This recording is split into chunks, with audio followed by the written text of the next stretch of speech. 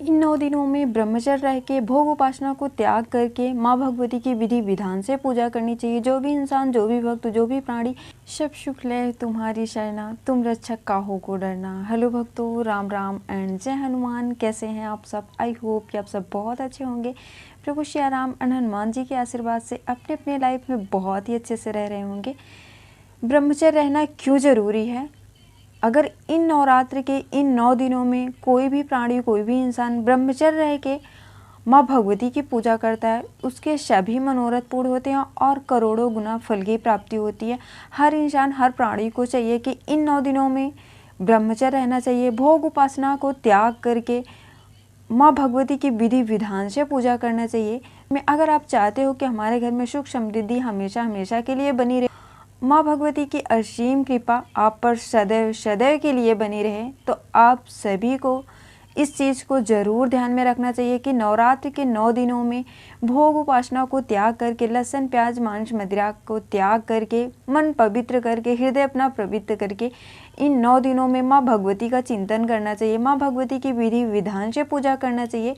जो प्राणी इन 9 दिनों में माँ भगवती की पूजा विधि विधान से करके, ब्रह्मचर्य का पालन करके और ब्रह्म मुहूर्त में पूजा करता है, तो उसके सभी मनोरथ पूर्ण होते हैं और माँ भगवती की असीम कृपा उस इंसान पर, उस व्यक्ति पर होती है। जो इंसान, जो व्यक्ति इन 9 दिनों में माँ भगवती की पूजा विधि विधान से करके, भोग उपासना को त्याग करके, जो भी इंसान, जो भी प्राणी माँ भगवती की पूजा करता है, उसके घर में सुख समृद्धि और धन संपत्ति की कभी कोई कमी नहीं होती है। माँ भगवती की असीम कृपा होती है।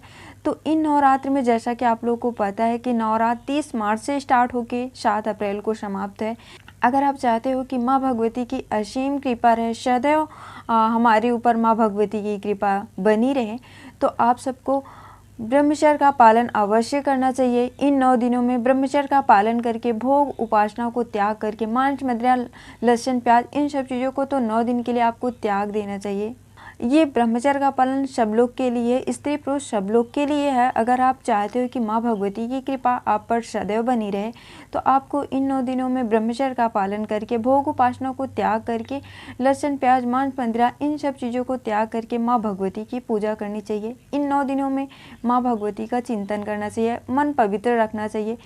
बिल्कुल आपको अपने मन में गंदे विचार बिल्कुल भी नहीं लाना है। इन 9 दिनों में बुरे आचरण बिल्कुल भी नहीं करना है। अगर आप कलश स्थापना करके 9 दिन तक माँ भगवती की पूजा करना चाहते हो, तो आपको इन सब चीज़ों को ज़रूर ध्यान रखना चाहिए। ब्रह्मचर्य का पालन करना चाहिए।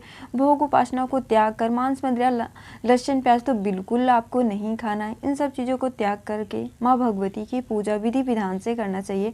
आप अगर कलश स्थापना किए हो, जैसे ही आप कलश स्थापना करेंगे अपने घर में, और जो भी इंसान, जो भी प्राणी कलश स्थापना करता है, उस कलश में 33 करोड़ देवी देवता वास करते हैं। आप जब कलश स्थापना करते हो, उसके बाद आपको किसी देवी देवता की आवाहन करने की ज़रूरत नहीं पड़ती, बुलाने की ज़रूरत नहीं पड़ती। स्वयं महादेव, स्वयं शंकर भगवान ने खुद कहा था कि जो भी इंसान, जो भी प्राणी कलश स्थापना करेगा, उस कलश में 33 करोड़ देवी देवता विराजमान हो जाएंगे स्वयं आकर। तो आप समझ सकते हैं, अगर आप कलश स्थापना कर रहे हैं इन 9 दिन के लिए, तो आप विशेष इन सब चीज़ों को तो ध्यान में रखिएगा कि ब्रह्मचर्य का पालन करिएगा और लहसुन प्याज मांस मदिरा इन सब चीज़ों को तो 9 दिन बिल्कुल त्याग दीजिएगा। इन सब चीज़ से तो बिल्कुल आप दूर ही रहिएगा। बुरे आचरण बिल्कुल भी नहीं करिएगा, नहीं तो आप कितनी भी विधि विधान से पूजा करेंगे, वो सब व्यर्थ हो जाएगा। आई होप कि वीडियो ज़रूर पसंद आएगी। वीडियो पसंद आए तो एक शेयर, एक लाइक ज़रूर करिएगा।